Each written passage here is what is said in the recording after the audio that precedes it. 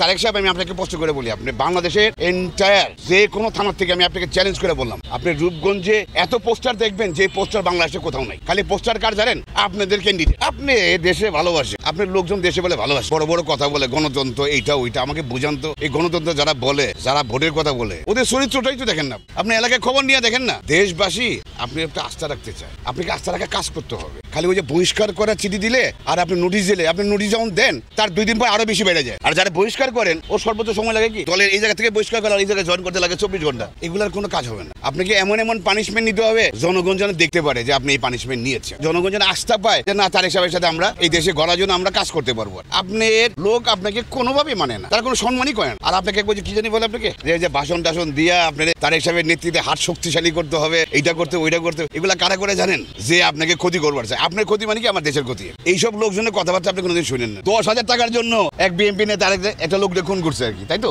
তুই চেষ্টা করে দেখ, তাহলে তুই এই দেশে তুই কেমনি ইলেকশন করবি? এই যে তারেক সাহেব, আমি আপনাকে বারবার করে বলি, আপনি ঢাকার এত কাছে নারায়ণগঞ্জ, আপনার ওই যে কিছু ও মিডিয়াতে দেখি যে ভুয়া নিউজ টিউজ ছড়ায় যে উমুক ইলেকশন করবে, উমুক ইলেকশন করে। এইগুলা তো আপনি কেন বন্ধ করেন? আপনি কেন বলেন না যে আপনার অফিসিয়ালি ডিক্লেয়ার না দেওয়া পর্যন্ত কেউ এগুলা করতে পারবে না? এগুলো তো চান্দাবাজি ফরম্যাট।